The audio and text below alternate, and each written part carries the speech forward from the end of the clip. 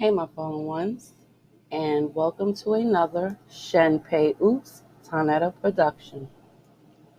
I'm your hostess and storyteller, Shen Pe. And before I get started, I would like to make the following disclaimer. You have the right to remain vacuous. Everything you do not know can and will be used against you, most likely for profit. I am a storyteller, and this video is for entertainment purposes only. So before I begin, I was on another YouTuber's panel last night. Um, that YouTube name is Karen Truth. And I just want to begin by thanking Miss Karen for allowing me to join her panel. And I also wanted to laugh and poke fun of myself and just let her know that I do have the tendency to talk a lot. There was someone in the chat who was like, "Oh, Shen Pe is just hogging the whole conversation." I thought it was funny. I wasn't mad about that. So I think I should probably make another disclaimer and just say that I do tend to talk a hell of a lot. So I will not be offended if you feel the need to just shut my ass down, okay? I will not be offended. And let me tell you, this is just truth. I'm just speaking truth about myself. And like I said, sometimes the truth is just, funny all in the same time and space. I laugh at the truth because it hurts people sometimes. It hurts others. The truth can hurt others. But like I said before, I'm over that. But just to give a reference. Oh,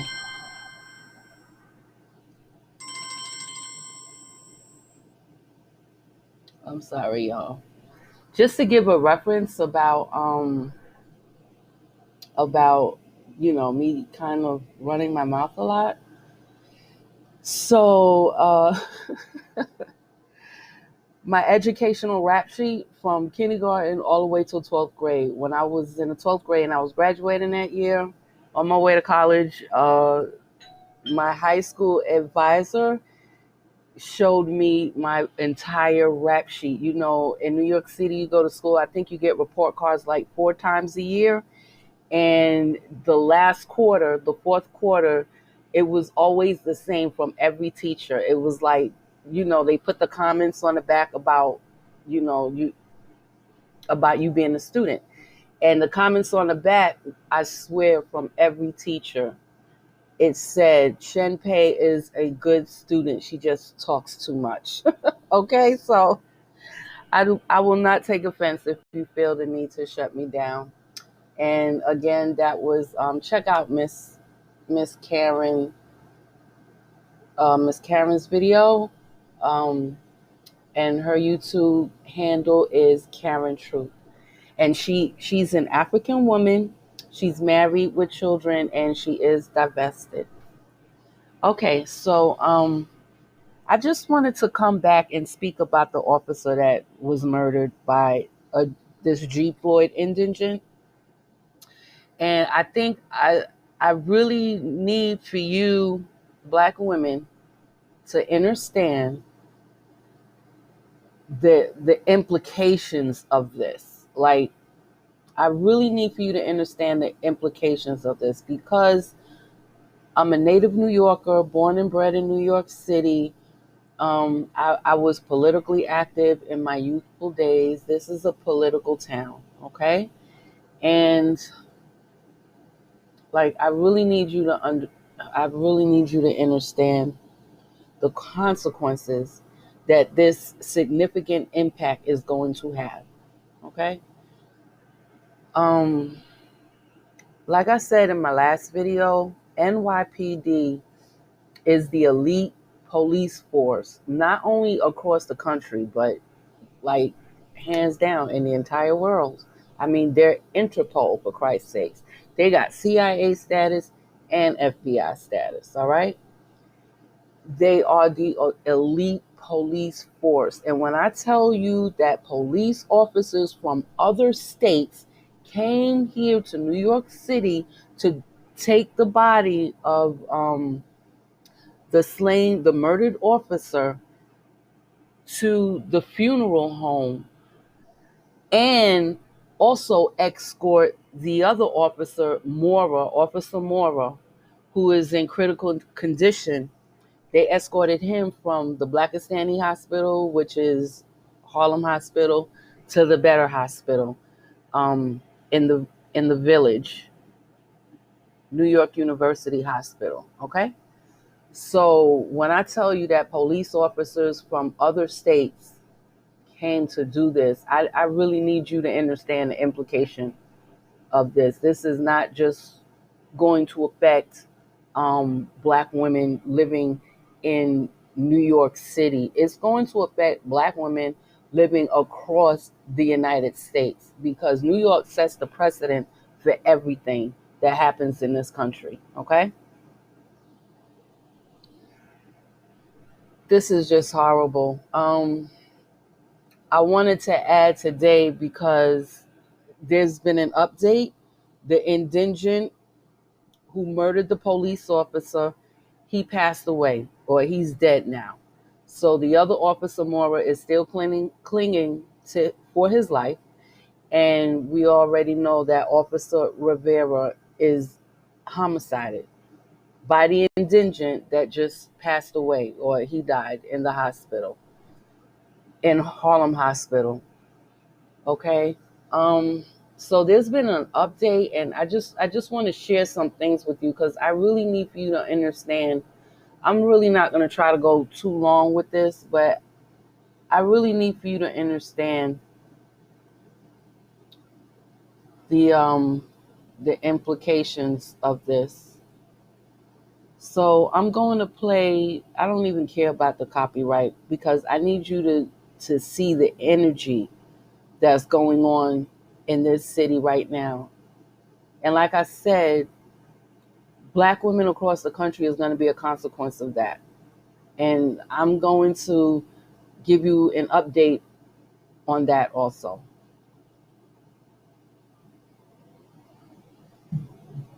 You know, as we ran into this hospital today, you don't know what to expect. And there were hundreds of police officers running down the street, dropping their cars on the corner, running to this hospital. They were running to this hospital because they just carried two brothers out of a hallway into this hospital. I'm sorry. This is the New York Police Department Union President right here speaking. That will be him right there. And this will be the mayor, the new mayor of New York City, Eric Adams.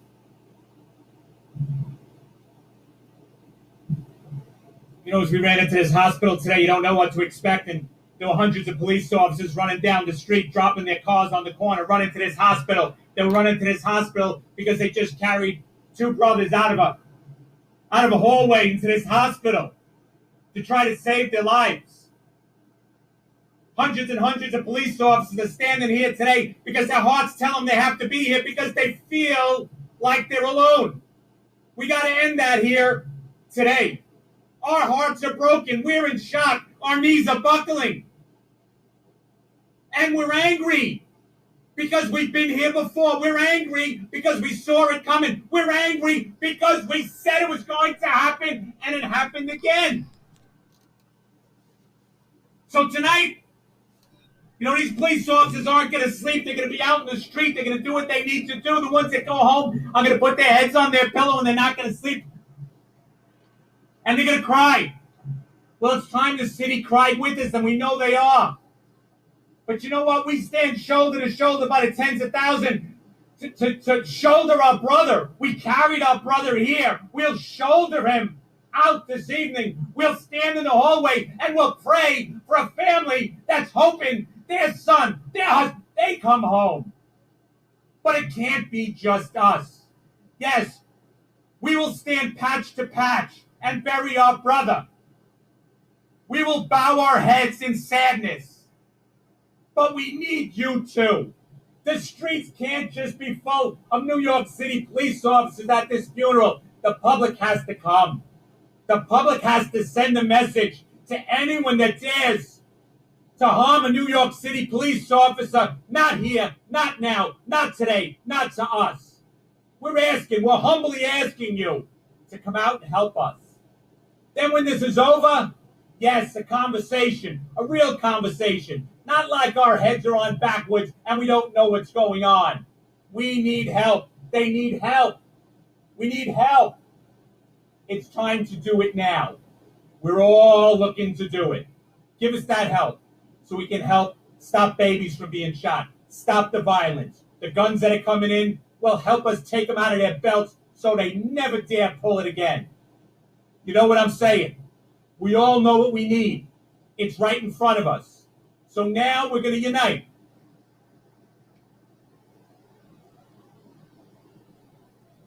And we're going to carry a New York City police officer out of this hospital, and we're going to salute the best we can. We're going to do the best we can, and we're going to line the church in front of that church, synagogue, mosque, and do the best we can. But after that, conversation that's real. Laws that are real. Support that's real, not press conferences. Let's get voting and give us what we need.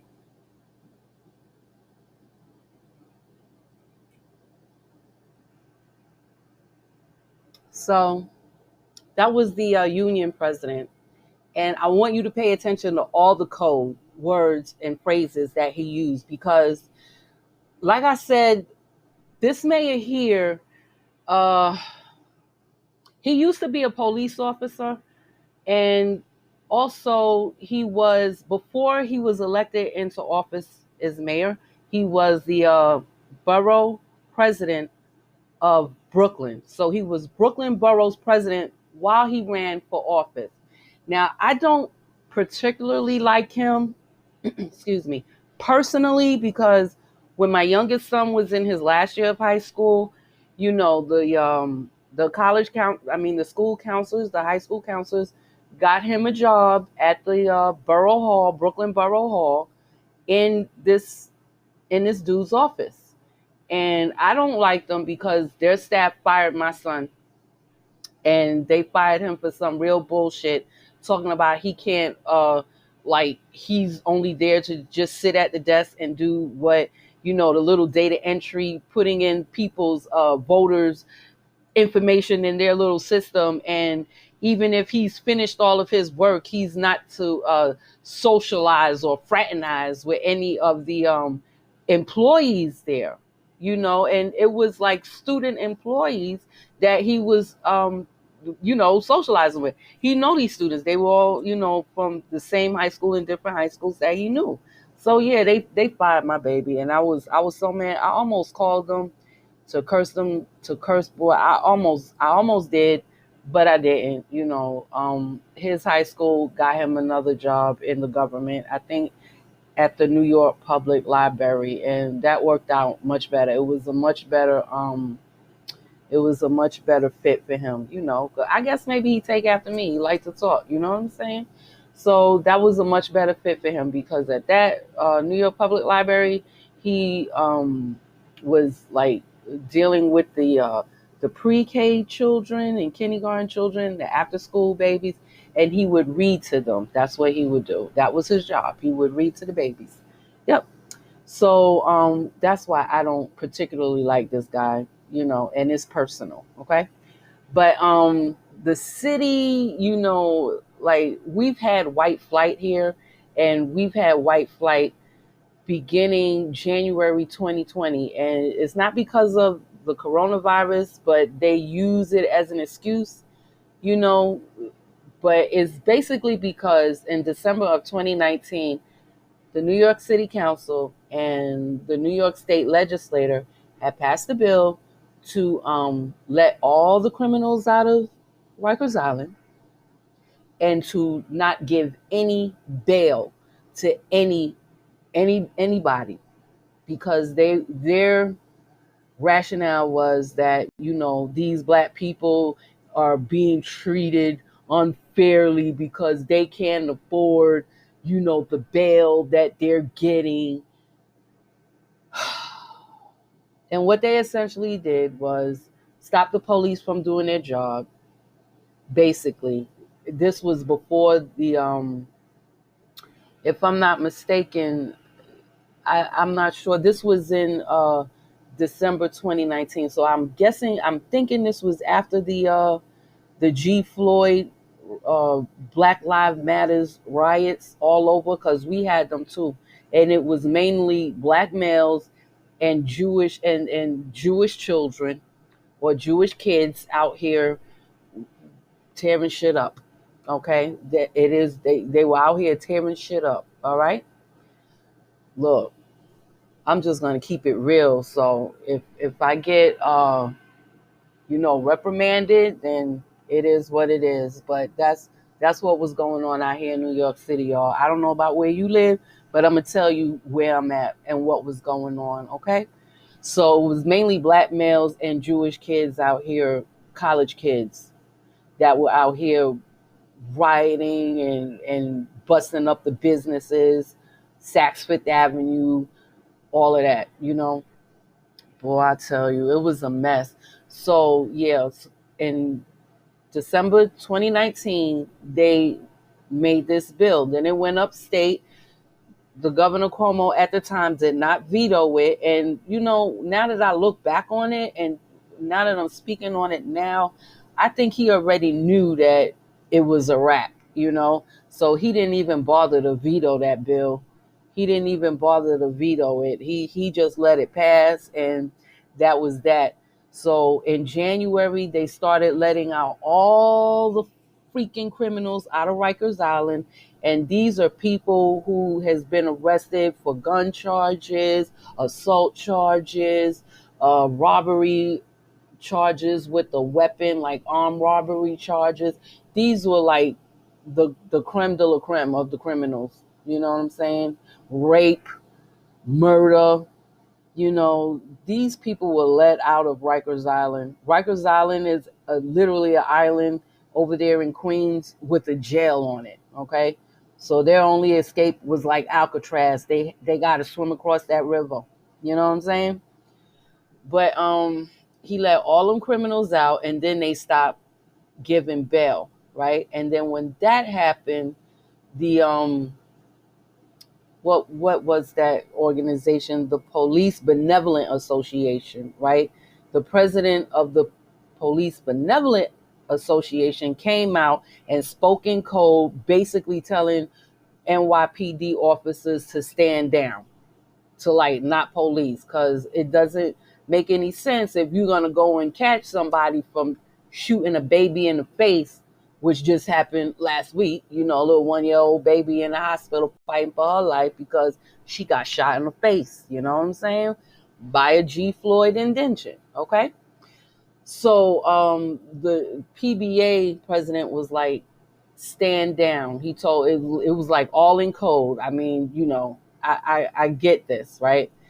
They were like, he was like, stand down, because it don't make any sense for them to police and catch all the criminals just when the judges are just going to turn them loose. Like, these G Floyd indigents get no bail at all. No bail. So they go to Hording for like a day or two before they get to see the judge. Usually they get to see the judge the same day. If it's, a weekend, they got to wait till Monday. Then I even heard recently that they were even doing weekend court, you know. But basically, they go see the judge. The judge give them a bench ticket and a day to appear in court for the charges. So basically, NYPD was getting these guys and taking them off the street, and they were literally being turned loose. And this has been going on since January 20. Okay, and in between that and the lockdown, when we finally got the lockdown in New York City, which I believe was like March of 2020, we had white flight. I live in Manhattan, really, and the white people in Manhattan, out of all the boroughs in Manhattan, they pay the most taxes out of anybody across the 5 boroughs. They pay the most. Okay, you got the Upper East Side, you got the Lower East Side, Soho, NoHo, you got Greenwich Village, you got the Upper West Side. Okay, and they done turned the Upper West Side into a homeless haven. Like all the best fancy hotels are now housing junky homeless people, mostly G. Floyd indigents at that. Okay. Well, we had a white flight, and it began. They didn't wait that long, right? So when when the governor, who was Cuomo at the time, didn't veto that bill, they started leaving like towards the end of January. They started leaving. By the end of the year, they're not here anymore. Like you can Google that. If you don't live in New York, you can Google and see. You can Google and see there is a big exodus from New York, and the only people are leaving are the rich people, those that could afford to leave and go to Margot Lara in Florida. A lot of them are in Florida. A lot of them are upstate New York because they also own homes upstate New York. And, they own apartments, homes here in Manhattan too. So a lot of them either went back upstate or they went to Florida or even New Hampshire, you know. A lot of them left. A lot of them left. So the result of that was the Great White Flight, right, from New York, and our newly elected black mayor, Eric Adams, this character right here, right? He came in office, I believe, January 1st of 2022 of this year, okay? And y'all, it's just a mess. Uh, he wants to bring back the Giuliani era. Giuliani came in after Mayor David Dinkins. Mayor David Dinkins, who passed away, he was the first and only black mayor in New York City. He only served one term, and he came in sometime during, I believe, if I'm not mistaken, he came in like, you know, after the crack epidemic tragedies. He was like coming in towards the end of that. And the reason why he didn't, and he was supported by the Jewish community here. And the reason why he didn't get another term was because, when he was mayor of the city, that's when the infamous Crown Heights riots started.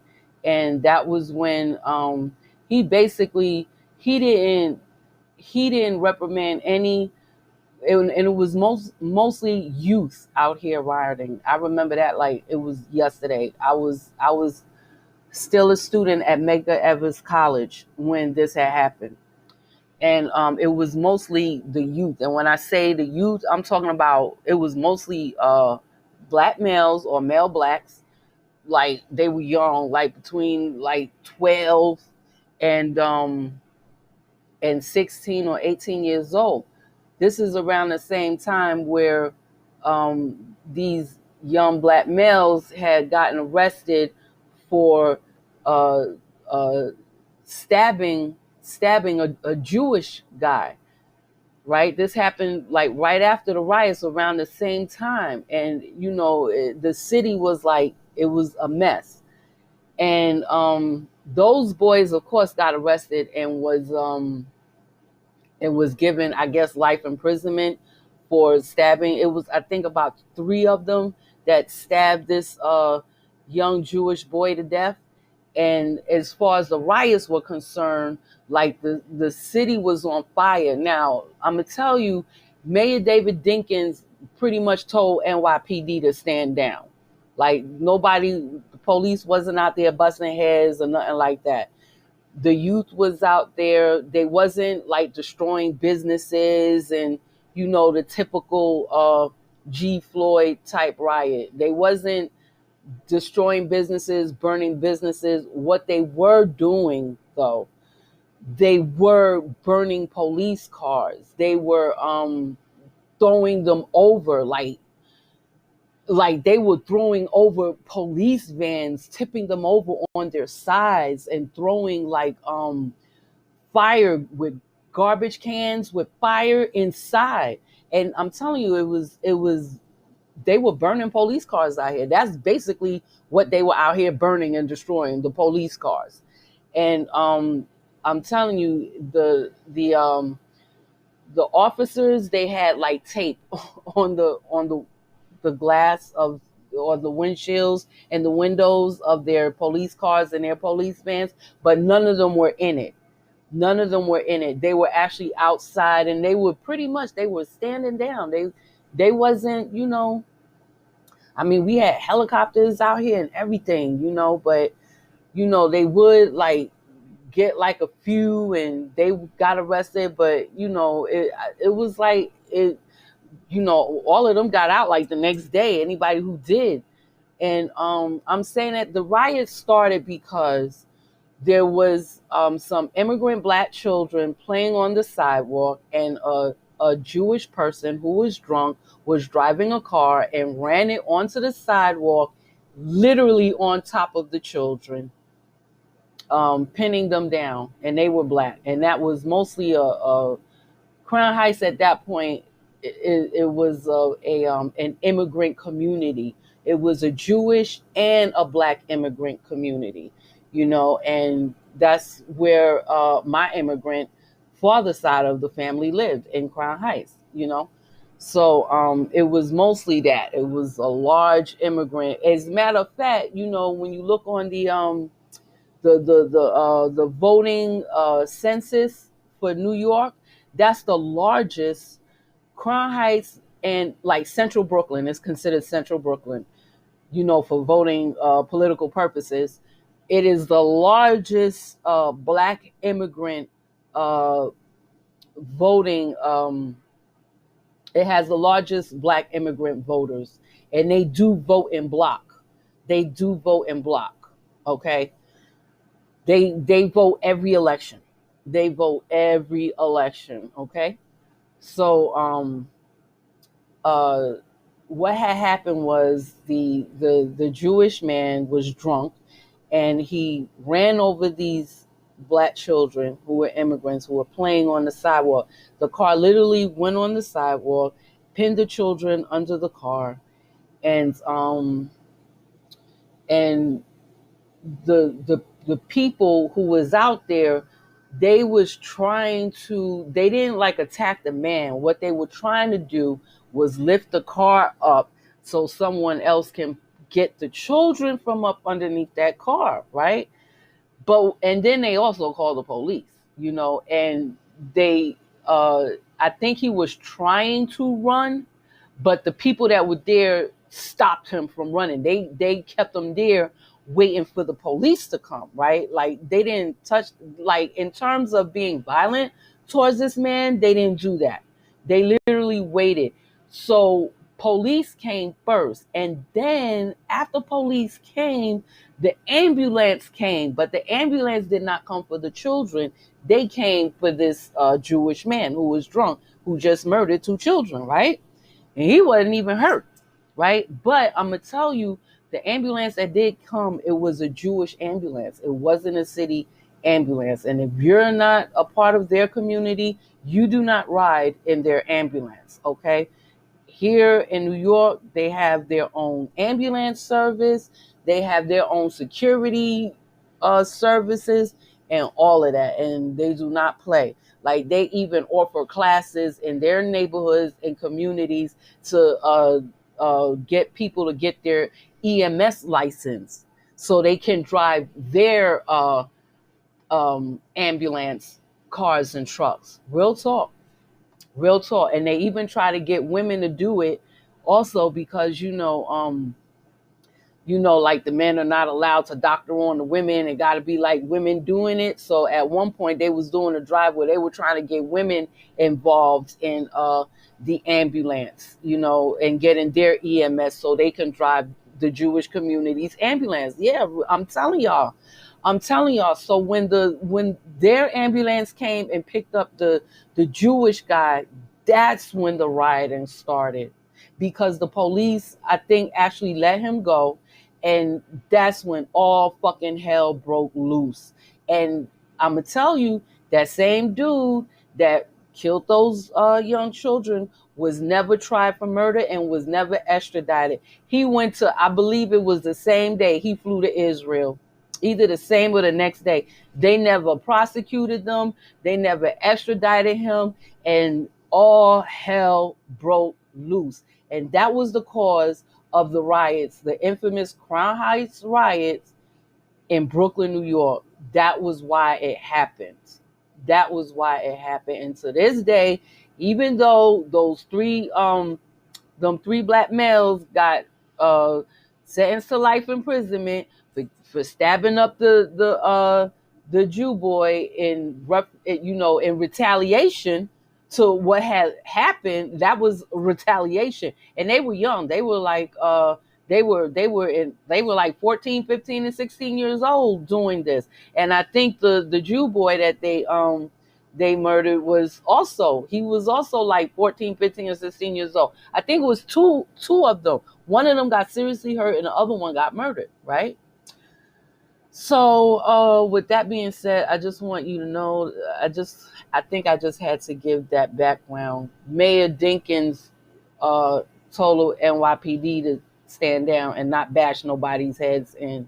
And ever since then he was like just literally hated. Like they hated him. They just really hated him. And when Giuliani had ran for mayor, he was running against Dinkins, and he was actually bringing that up, saying that, just calling him names like, he was a coward, and he doesn't respect the police. And, it was like real rhetorical stuff, right? So he got elected. When he got elected, he brought more police officers, I think in a tune of like 30,000 new cops, or maybe even 50,000.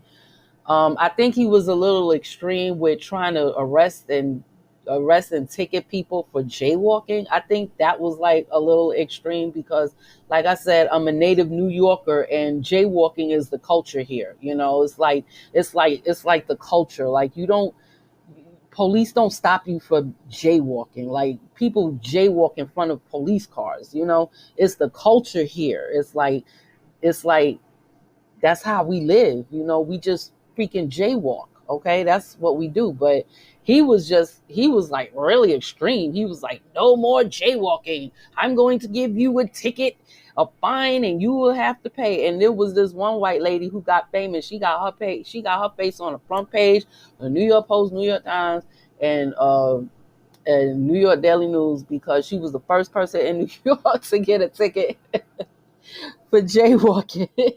She got arrested and everything. I think she was an attorney. She worked, Midtown Manhattan. I think she was an attorney, and I loved her mugshot. She was like a little ginger lady with glasses. She was smiling and everything. That was just crazy. But yeah, I think that was a little extreme. But what he did was he did a lot of stop and frisk. And because he did a lot of stop and frisk, there wasn't that many police, or not even police shootings. There wasn't even civilian shootings after that. Like there was nobody getting, because you got to know this was like the crack era was like the whole 80s. And by 89 or 91, I think they were still dealing it, like in certain parts of Harlem. I think they made a movie off of one of them boys. Like they idolized them. And the other dude who actually killed the boy and was in police protection witness program, he actually got murdered recently over here in Harlem. Like, I don't know why they was glorifying that, but you see how these George Floyds are, right? These George Floyds, yeah, they was glorifying this dude who was a crack dealer. Okay, but anyway, that's when Giuliani came in, and he got rid of all of that. That was like, no, it was like, because the killings, civilian killings, were astronomical. It was astronomical. It was like the wild, wild west out here. Okay. Old dirty bastard called it the Brooklyn Zoo. It was the wild, wild west out here. It was crazy. It was like everybody getting shot. Old people, young people, babies, just like what's going on now today. But Giuliani put a stop to all of that. And so now this mayor wants to bring that type of policing back. But he's getting pushback from certain people saying that, well, no, it's not good because they're going to discriminate against these G Floyds, This is just real crazy. The only difference would be is that the police officers now will have body cams because they didn't have body cams back in the late 80s, early 90s when Giuliani was mayor. We didn't have body cams, right? This is fairly a new thing, and it was even some kind of pushback to doing body cams here in New York. It's a fairly new thing. So he wants to do this with with um with the body cams to the stop and frisk. He want to bring that back. He wants to bring back the stop and frisk. And he's getting pushback by, of course, G. Floyd indigents who's saying no.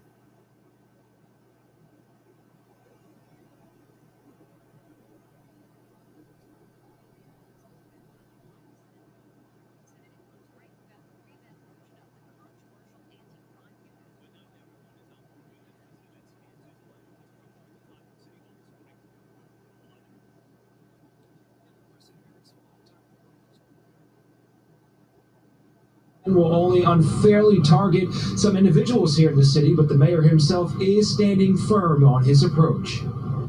Mayor Adams' crime plan focuses on more cops and appointing judges who will keep criminals off the streets.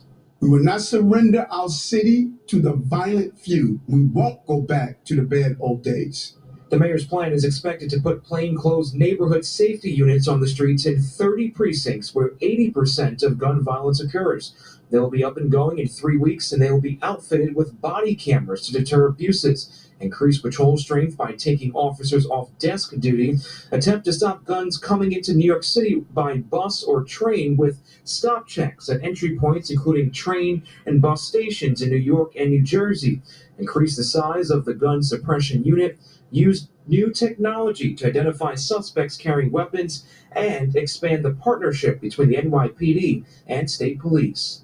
I'm very cautious about the anti-crime unit being This dude right here, this is Reverend Calvin Butts. He is the pastor at Abyssinian Baptist Church, which is one of the oldest Black American churches in New York City. It was, I think, founded in like 1809, and where they're located now at in Harlem, it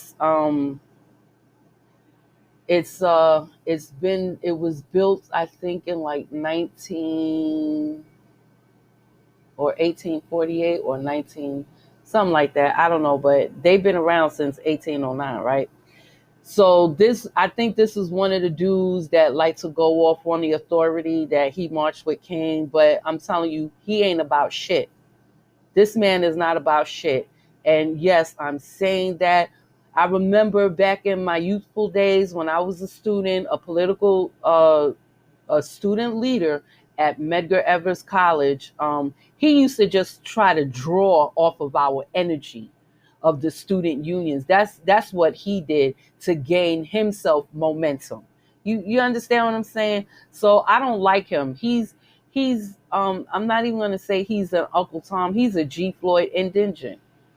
He's a G. Floyd indigent, okay? He's not shit. This dude right here ain't shit.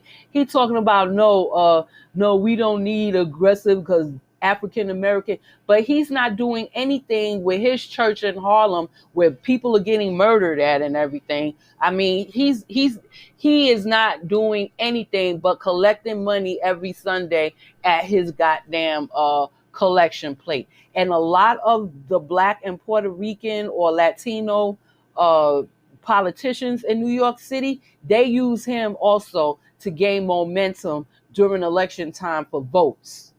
You see, he's like one of the reasons why our city is so messed up now. And like I said, is white flight, right? Is white flight been took place already? That's where the mayor, Giuliani, and I deployed again. That's where police. I'm very cautious about the anti-crime unit being deployed again. That's where the mayor, Giuliani, and I departed company. Reverend Calvin Butts, pastor of the Abyssinian Baptist Church in Harlem, has concerns about this approach and how the previous version of this plan operated under former administrations. It was very aggressive. It did target young black men unfairly, I think. And so I'm asking that the mayor take very, very seriously the need for community input from people who have been involved with policing of our communities and safety even longer than he has. Mayor Adams says he wants to go to Albany to reform bail laws, but some, including public advocate Giuliani Williams, believes it's not time to reverse some recent reforms. There is no data right now that shows that those reforms all. He's an immigrant from Jamaica, actually. His office is the New York City public office. You have to actually vote the person in, and this is also a fairly new office that was just created. Let me think. This office was created like around the last term of Obama. Towards the end of his term, this office, New York City Public Advocate, was created, and the first person to hold that office is the New York State General Attorney, the DA for New York State. Her name is Letitia James. She used to hold that office, but she's not about shit because I had reached out to her when she was in that office. I had reached out to her, and that bitch ain't about shit. She is not about shit. I don't like her, and I don't like this dude either. He has a house in Queens. He owed a hell of a lot of taxes on it, and he's a slumlord, okay? He's not about shit either. And he's one of the people who supported no fucking bail for these G. Floyd savage ass indigents. He's one of the people that supported that bill, okay? Him. So he's over here popping shit now, talking about, oh, they not the reason that we left them out of jail and gave them no bail, that, people getting killed in the street like little babies getting shot. They not the reason. Man, boy. All right, let's listen to what this G. Floyd indigent got to say, which is nothing. Says he wants to go to Albany to reform bail laws, but some, including public advocate Giuliani Williams, believes it's not time to reverse some recent reforms. There is no data right now that show who have our communities. Wait, I want you to hear, because Eric Adams, the mayor, have to go to Albany to reform the bail laws, because like I said earlier, it was our city council and New York state legislator that voted this shit into law. They passed this bill into law, and Governor Cuomo at that time did not veto it. And that bitch Letitia James, the New York State ain't had shit to say. As a matter of fact, that bitch ain't had shit to say about that. But for the whole time she's been, I think it's now 4 years, or is going on 4 years. For the whole time she's been the state. No, this is her second term. I didn't vote for none of these people. I just want you to know. I ain't vote for none of these motherfuckers. I ain't vote for none of these Blackistanis, okay? I ain't vote for them. But the whole time that she was New York State General Attorney, all she did was try to fucking bring Trump down, who was president at that point. All she did was, she didn't do anything for the citizens of New York. All she tried to do was to get Trump brought down, talking about he owed tax money. Like, that's all. And I don't even think she succeeded. She given up that boat. She after she left that boat, she jumped off that ship, and then she went on to the ship to get Governor Cuomo out of office for the alleged sexual harassment. I don't know what that was about, but I do know that I did post on his damn Facebook page to leave them fucking Karens alone, okay? But anyway, she jumped off of the Trump ship and then jumped onto the Cuomo ship to try to get him out of office, because rumor had it that she wanted his job. So she led this phony false investigation, which recently was deemed by the Supreme Court or somebody is not even fucking valid. So it wasn't even valid, this investigation of this alleged sexual harassment by him, but he gets to resign from his office, and he gets to resign with like shit a $500,000 pension. So I guess it's a win-win for, and the same chicks that accuse him, they don't get shit, but he gets his pension. Plus he already come from money. He comes from, I think he's like third generational governor here. His father was governor, his brother's on CNN or was. I mean, child, boy, I tell you. So now she don't have that ship anymore. Now she talking, I don't know what this bitch talking about, Letitia James, so-called New York State General Attorney. I don't know. My video might get taken down or copyrighted for calling these people names, but it is what it is. I ain't vote for none of these people. I didn't vote. She's a dog. He's a dog. And all of these people are dogs. They just dogs. And all they're doing is taking money, getting paid, and they're living good with their personal security protection, while everybody else have to suffer and get shot at, including fucking police. Okay? Even longer than he has. Mayor Adams says he wants to go to Albany to reform bail laws, but some, including public advocate Giuliani Williams, believes it's not time to reverse some recent reforms. There is no data right now that shows that those reforms are what's leading to the increase in violence. I want to spend our focus, spend our resources, spend our time in what we know actually works. The mayor says increase in violence. Did you hear this, indigent? He's saying that the people that they let out of jail and don't give no bail to is not committing no crimes running around here. Boy, let me play that again. I didn't vote for none of these people. But some, including public advocate Giuliani Williams, believes it's not time to reverse some recent reforms. There is no data right now that shows that those reforms are what's leading to the increase in violence. I want to spend our focus, spend our resources, spend our time in what we know actually works. The mayor says he will consider a proposal made by public advocate Williams to require officers to live in New York City. And Adam, they already did that. Mayor Giuliani already did that. It's officers. If you are a police officer, you have to live. Well, let's put it like this. This is how it really goes. Because I know, because I have members of my family that works for NYPD, right? When you're hired, put it like that. When you're hired to work as a police officer, you must have a residence in the 5 boroughs, okay? After, I think, maybe 2 years of service, you can leave this fucking shithole rotten apple of the city, and you can go upstate, like where those police officers came down from, to pay their honor to the fallen murdered officer, Rivera. Dutchess County, Orange County, you can go upstate and live and just, travel, take that 3-hour drive to come here and work. And that's what most of them do.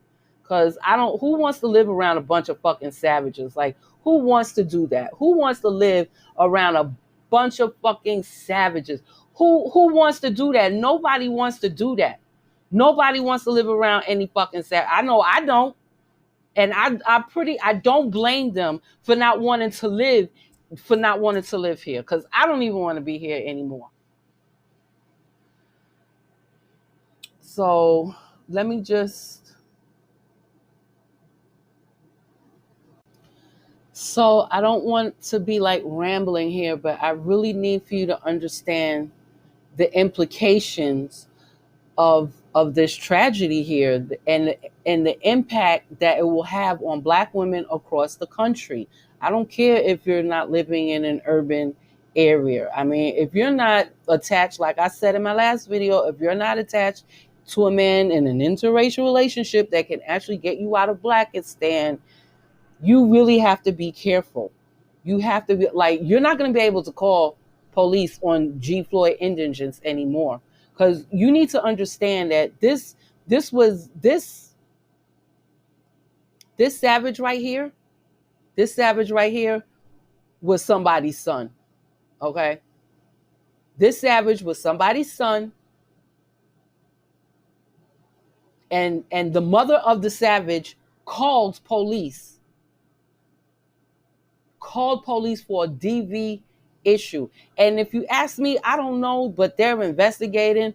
There is no way she didn't know in that little ass 1-bedroom apartment. I got a Matchbox apartment. I know everything that's in here. Okay. And it's a 2-bedroom, but she got a little ass 1-bedroom apartment. There's no way in hell she didn't know that he had them weapons in that bedroom, in that 1-bedroom with apartment, in the bedroom where the police officers were ambushed, where this savage, and another young child lived. You get what I'm saying? It's no way she didn't know. It's no fucking way. But I think you really need to understand the significance of the implications of this. I don't think I could stress that enough. I don't care where you at in this country. You know, you better look both ways, once, twice, 3, 4 times before you get out your car when you at the gas station. You better watch where you're driving at, because I know these savages be on the exits of the highways waiting on they prey. So you better watch where you driving at. You better watch when you go into the gas station to get gas. They will accost you there, and no one will come to your rescue. No one is going to come to your rescue. Like, for real. Boy, I tell you, child.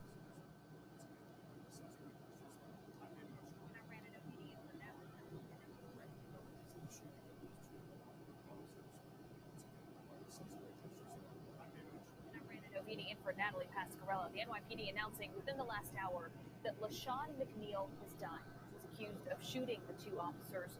A 3rd officer, a rookie, then shot McNeil, who was taken to the hospital in critical condition. In the meantime, Officer Wilbert Mora is still in critical condition right now. He was transferred to NYU Langone on the east side of Manhattan last night.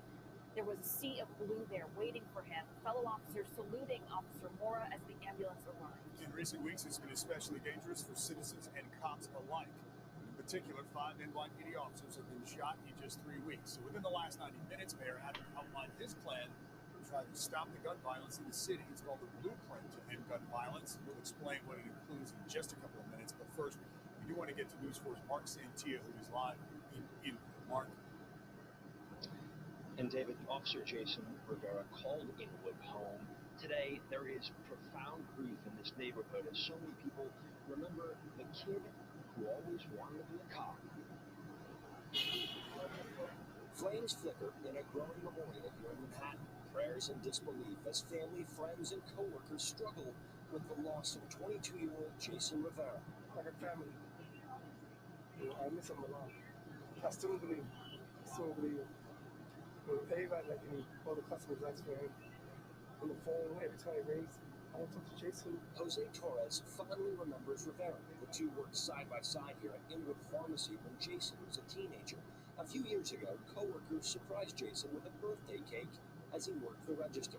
Jose says Jason's dream was always to become a cop. And when Jason got the job, put on the uniform, he stopped by the pharmacy. Oh, God, I was happy. When you told me, look, see, people think dreams come true. We're sorry for the family. We really feel hurt for the family. We hope it was not like this. It didn't end up like this. Harsha Suman is also expressing her condolences today. It was her brother, Officer Sumit Suman, a rookie cop who shot 47-year-old LaShawn McNeil after McNeil opened fire on officers Rivera and Wilbert Mora. 100%. We were proud. He was doing his job very well. Everyone in his department was proud too. Officer Mora remains in grave condition at NYU. Back in Inwood, a neighborhood is preparing to say goodbye to their favorite son, a bright light who it seems everyone here knew.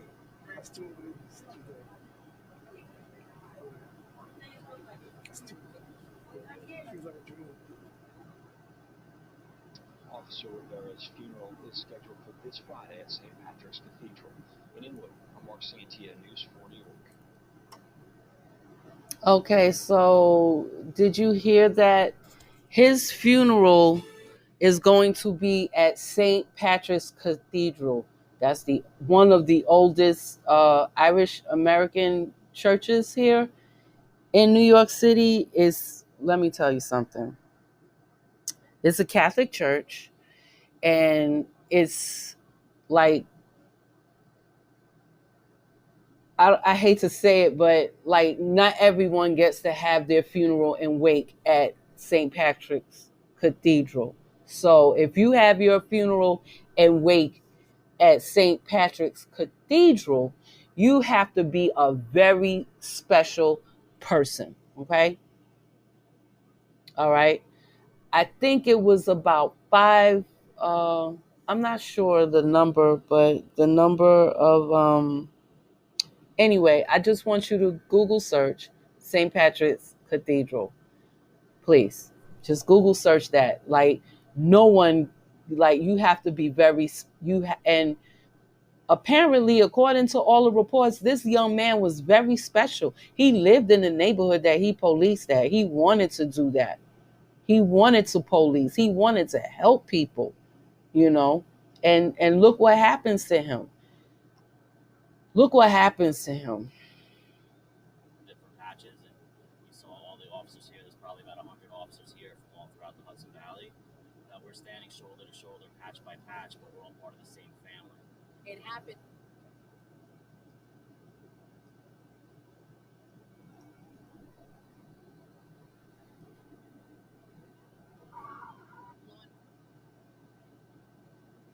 So I want to play this because I need you to really understand the energy that's going on with police officers and the solidarity that they are showing because of a domestic violence call to a black woman's house over her savage G. Floyd indigent, who she told police officers there were no weapons. Okay. She told them there were no weapons involved, right? So they were ambushed. They were ambushed. This young man was ambushed. I just really need you to understand the severity of this and the implications and the impact that it is going to have on black women across this country. Because I want to reiterate, NYPD is the elite force of the entire country. They are the elite. Hands down, you can't, that's a fact. That's not an opinion. Okay? That's a fact. And whatever is basically, everyone follows the elite. Okay? Everyone follows the elite. I don't care if you're in Alabama somewhere. Don't even think about calling police to get your little G. Floyd indigent out of your house. Don't even bother. Don't even bother unless you're going to be dialing 911 after you're dead.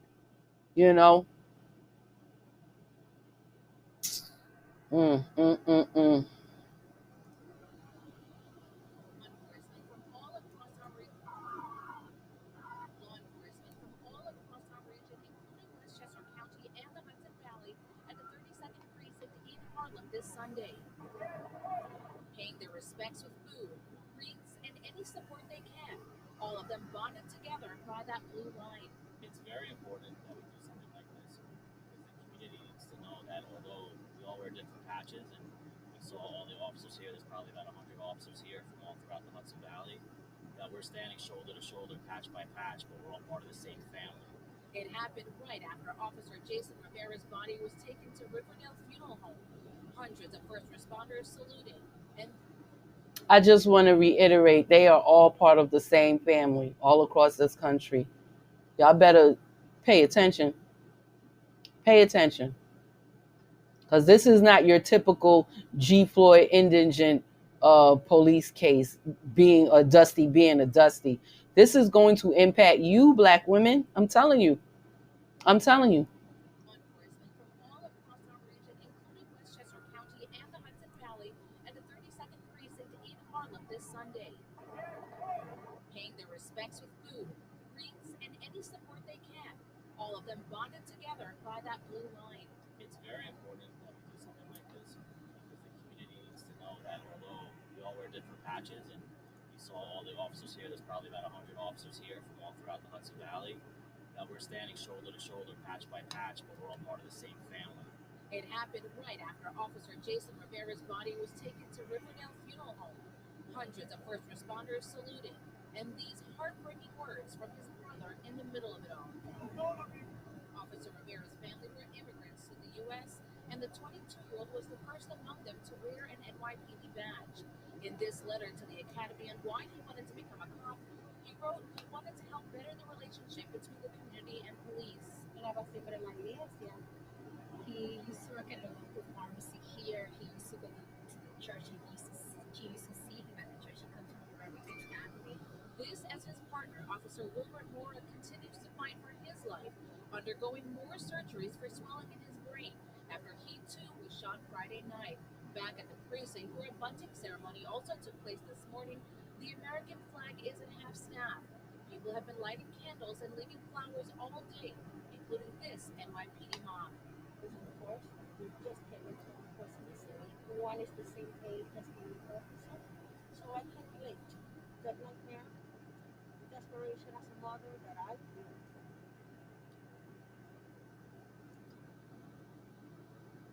So y'all,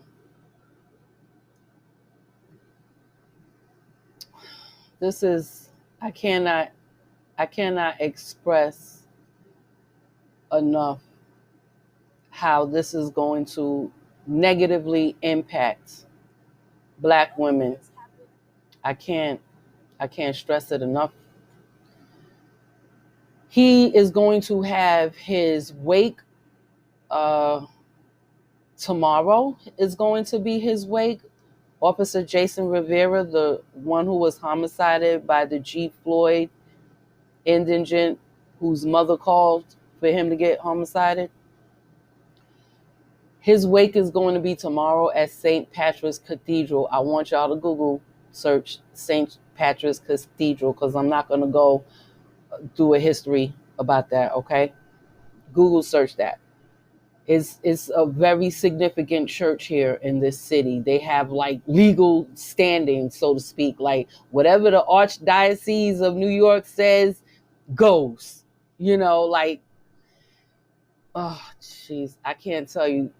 His wake is going to be tomorrow at the cathedral, and his funeral, the mass for his funeral mass is going to be held on Saturday and Sunday this weekend on the 27th and the 28th, right? I think that's, well,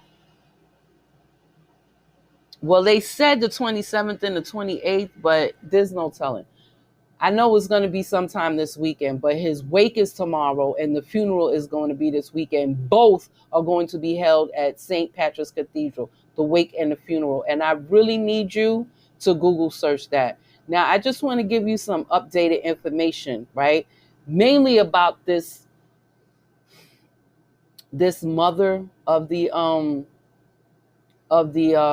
this George Floyd indigent. He died in the hospital, in Harlem Hospital, right?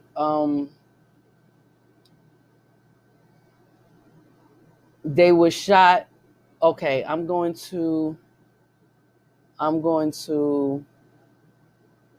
to get to this part here.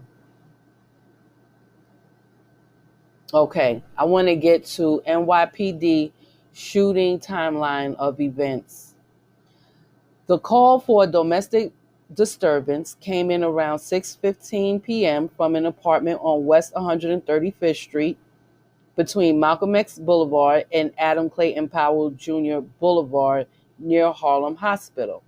Now, I just want to let you know that when it used to be gentrified, because like I told you, we got white flight. it's white flight, okay? When this part of Harlem above 125th Street was gentrified, it was called Morningside Heights. So I've noticed that the news reports and everything is calling it Harlem now. I guess all the white people done left.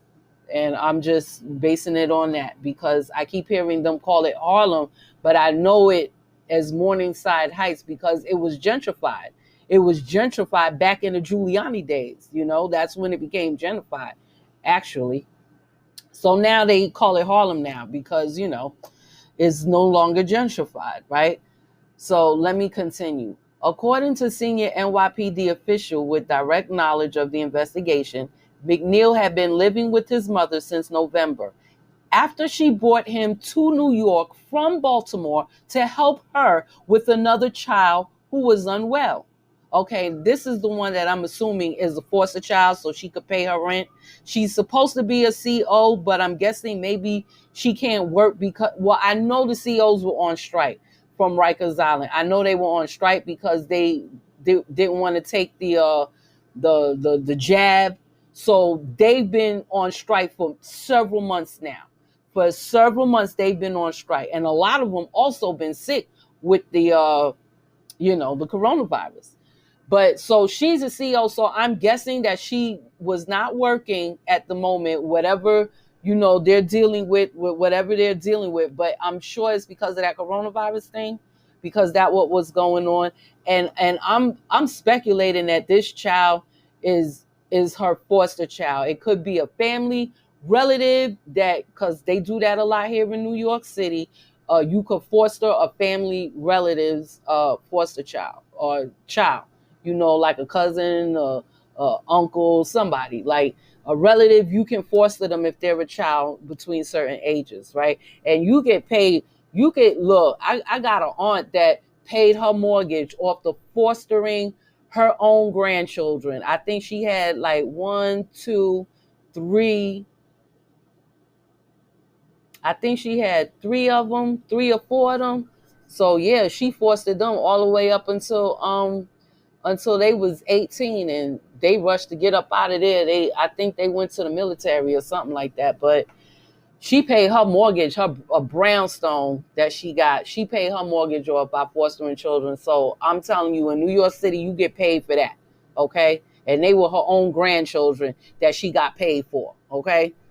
But anyway, I'm assuming I'm speculating that that's what this is. That's the kind of situation that it was. But she only has a 1-bedroom apartment. And in the last video, I read to you another report saying that she said that her son got mental illness. Why are you going to bring somebody in with mental illness from off the street? He was homeless in Baltimore. Why are you going to bring somebody with mental illness up off the street to take care of somebody else? I mean, please make that fucking make sense. Just make it make sense. Just make it make sense. Listen, the shit that she did here, it just sets the whole precedent of how black women are going to be treated by police now, the rest of the country. Okay, they are. Please don't call police. I mean, listen. They're gonna take their time coming to a DV situation. If you call, it doesn't even matter. If you get on that phone and you sound like listen. If they know that address is in a certain ward, political ward, they're gonna take their sweet time coming. Okay? They're gonna take. So you need to think more than twice when dealing with these G. Floyd indigents. I'm telling you, like, don't have them around you, period. This was this woman's son. This was her son. Like, don't have these people around you. Look, I don't fuck with none of my brothers. I don't fuck with them. I consider them G. Floyd indigents. And I wouldn't advise no black woman to deal with them. Like, I would against it. I would be totally against it. Child, like I'm telling you, don't, because these mofos are not here to protect you. They are not here to protect you. They are not. You're over here protecting them. Remember I told you yesterday in the other video, you're the black community.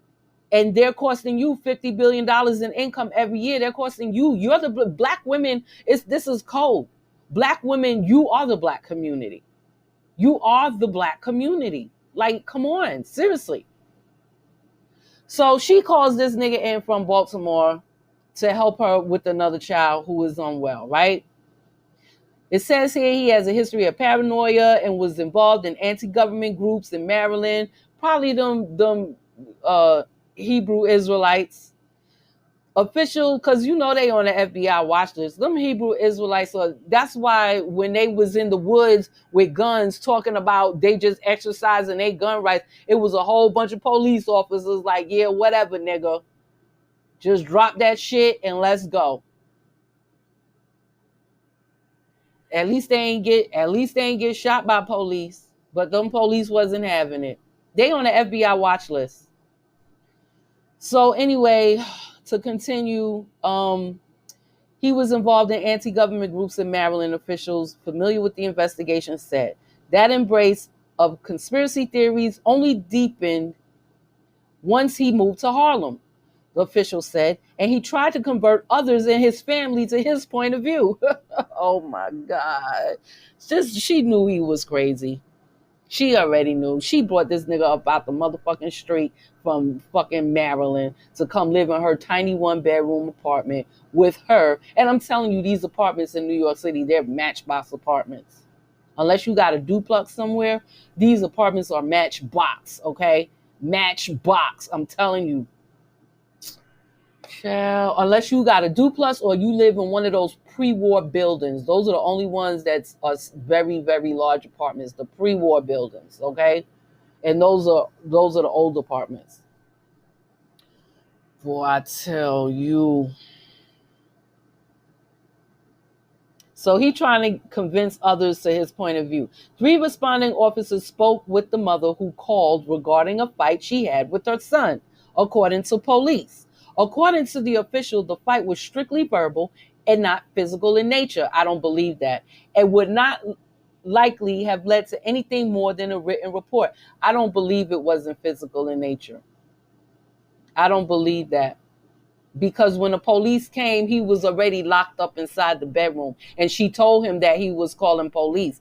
That's why he went in the bedroom and locked himself in the bedroom. And he didn't even say anything to the police officers. He just opened the door and started shooting. Let me continue to read. Let me continue.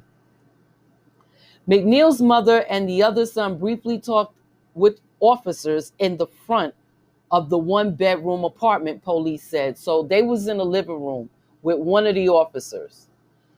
2 officers were then headed to the back bedroom to speak with LaShawn McNeil, while a third stayed with the family members in the front of the apartment, according to police.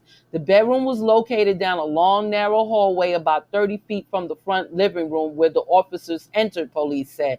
Now, I'm going to tell you, long, narrow hallways in these apartments in New York City, they're no more than like 2 feet wide. You'll be lucky to get 2.25 feet, maybe 2.5 feet. Like, you're in luxury right there with a 2.5 feet hallway, okay? I'm just saying, it is what it is. So that means the both of the officers could not have walked side by side and been side by side with each other while they walked down the hallway.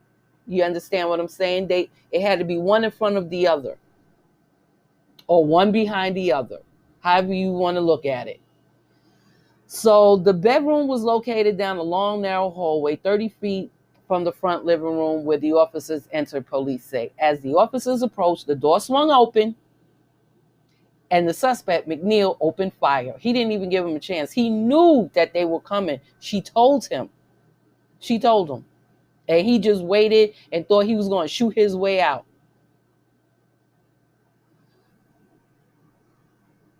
McNeil opened fire. According to the senior NYPD official, McNeil's mother told him last year not to bring guns to her home. She has claimed to authorities she did not know he had the murder weapon in her apartment. I don't believe that. I don't believe it. I don't believe it. I do not believe that. And I don't think the police do either. I don't think NYPD believe that shit either. I don't think they believe that shit either. I'm telling you. Because they over here talking in code and they're alerting the rest of the police around the country. That's what they're doing. It is unclear how many shots were fired, but both officers were struck. Jason Rivera was ultimately killed. Wilbert Mora critically injured. As McNeil tried to run from the apartment, he encountered the third officer, who police officers said is a rookie in the NYPD. The officer fired 2 rounds, striking McNeil in the right arm and head. The third officer was not shot. Now, this is the new NYPD Commissioner Keyshawn Sewell. She's a woman, black woman.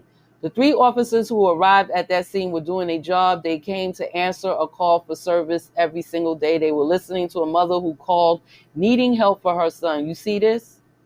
Look, she even targeted y'all. She even targeted you, black woman.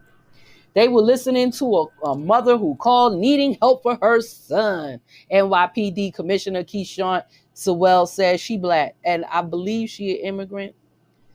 As officers were compassionately trying to provide aid to a 47-year-old man, he suddenly, without warning, opened fire on them. In the moment, a young look,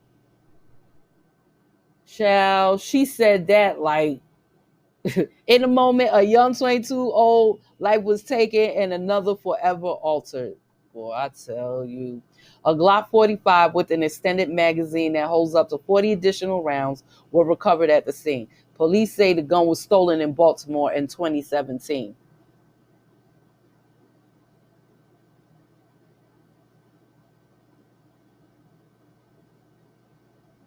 The entire incident was captured on police officers' body camera.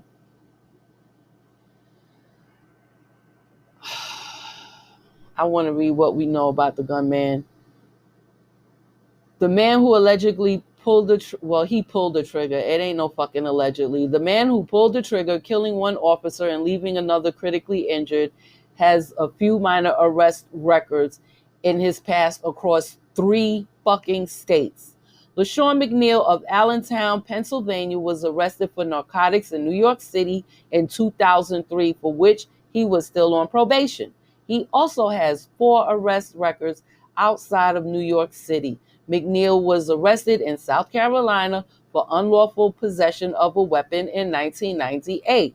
The rest of his arrests have taken place in Pennsylvania. He was arrested for assaulting police officer there in 2002 and 2003.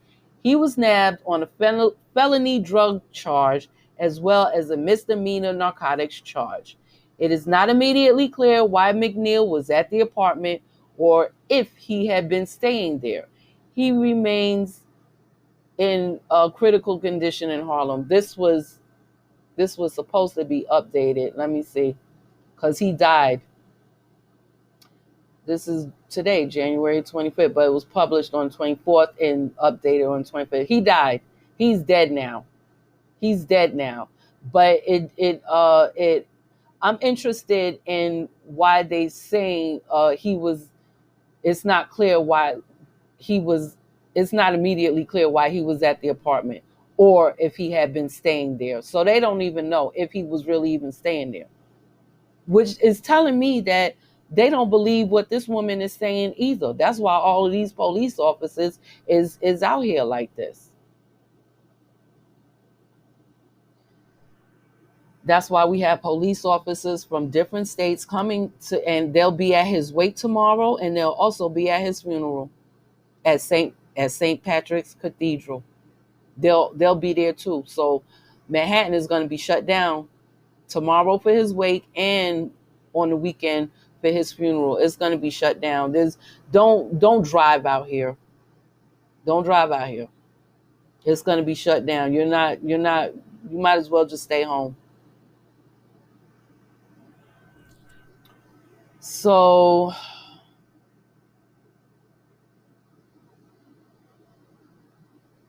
these are other police officers that got shot. But even though these police officers here got shot, this wasn't a big hoopla, because one of the incidents happened while the police was in his car. He was eating or on his break. He got shot while he was in his car. He was okay. Another one was shot in the leg, I think in the Bronx, right, while scuffling with a teenage suspect. Another one got shot for drugs in Staten Island, and but let me tell you, look at these cases. I've told you there was 6 police officers that got shot or homicided this month alone in 2022 in January. We're not even finished in January. I need you to understand the implication of this. Out of all of these police officers that got shot or homicided, this is the case right here of this gunman being called by his own black mother for a domestic violence. This is what brought all the police from different states and upstate New York over here, and will be at this police officer's funeral. Okay, is this domestic violence case with a black woman who called? I'm telling you, I need you to understand the implications of this. Y'all just need to be careful. I'm not black no more, so and I make it very clear. There's a certain way that I dress when I'm out here, to show that I am in solidarity with NYPD. Not necessarily the politicians, but definitely with NYPD. Okay, I support my police. I support my precinct, and I wear certain clothes out here so that they would know. And I speak to them. I acknowledge them when I see them, because I am glad when I'm grateful when I see them out here, and that's just the truth. I don't care what nobody says about that. That's just the truth. But I'm telling you that it's going to be hard for black women because of this right here. Even after all of these other police that's been shot and homicided, there was no outpouring. There was no outpouring for any of them, because those wasn't the same circumstances as this right here was a circumstance of domestic violence called in by a mother of a savage George Floyd indigent. Okay, and I don't believe anything that bitch is saying. I really don't. I don't believe shit that bitch is saying, and I really don't think NYPD believe it too. And even though they are elite detectives, it will be kind of hard to prove. Well, maybe not, because they can question the people around there and know people will know. People know who's living with you out here, like they know.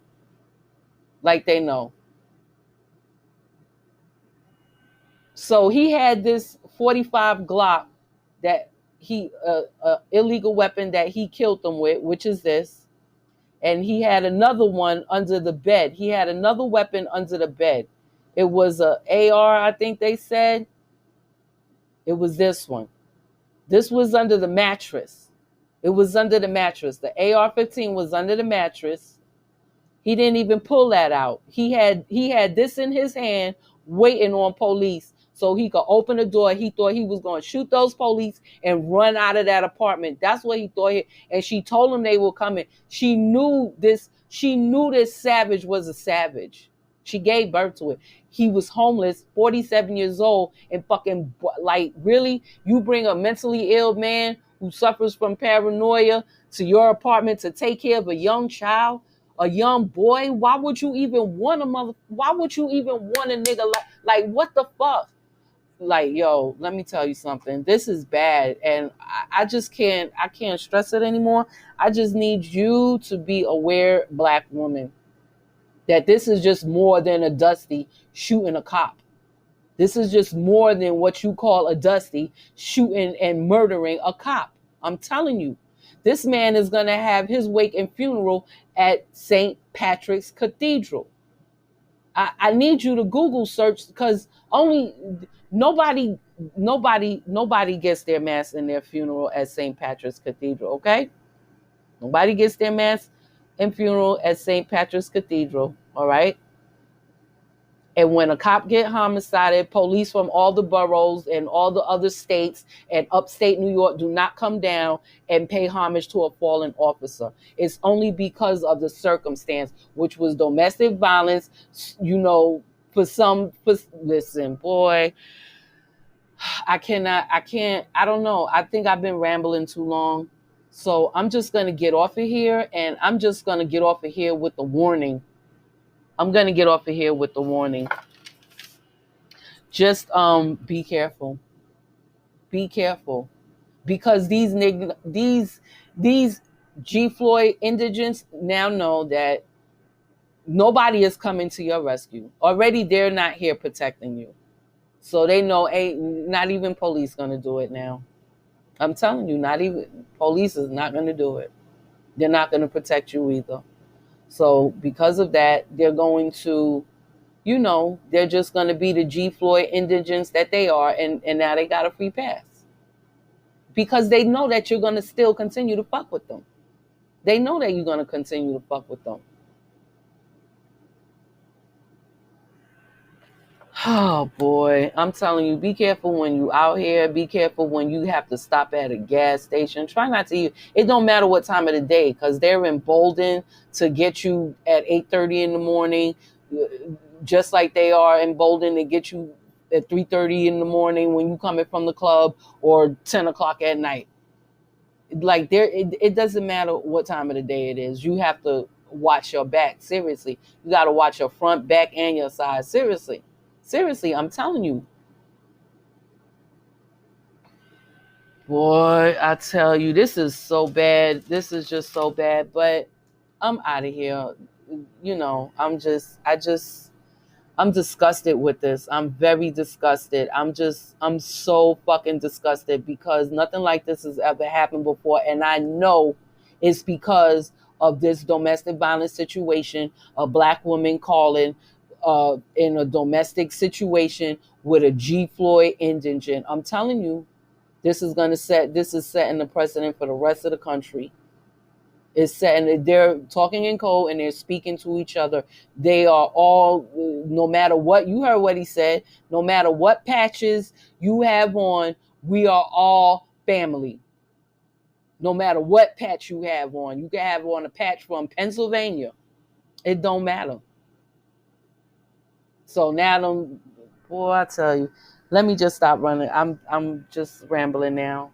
I'm ranting. I know I'm ranting, but I'm very disturbed by this, and I'm just very disturbed by the implications that I know it's going to have. So in the meantime, just stay safe.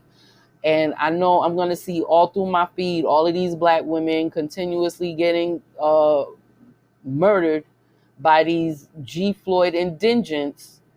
But boy, I tell you, yeah, because I see them every day. I see them. They're on here every day, and if you separated yourself from a G. Floyd, it doesn't mean that you can relax. You understand? It don't mean that you can relax, because they're gonna come after you. That's how much they hate you. They're gonna come for you. Like, they're gonna come for you, or they're gonna send one of their boys in them to come for you. That's how much they hate you. Like, for real. They fucking hate you. Like, they hate you. Okay? Like, they really hate you. And I can't even emphasize that enough. Just like I can't emphasize enough how significant of an impact that this is going to make on the lives of black women in this country. And I'm just going to leave it at that. I'm sorry for rambling, but this is just very disturbing to me, because you don't understand the implications. You're not a New Yorker. And if there's nobody else from New York, a black woman who calls herself divested, that's telling you this, I don't call myself divested, but I'm letting you know. I'm letting you know. This is not good. It's not good. It's not good. Okay? So let me just stop rambling and just be safe out here. Just be safe. And I'll talk to you later. Hopefully not with another rant. But I'll talk to you later. Stay safe. Have a good evening or good morning, whatever side of the world you're in. Later.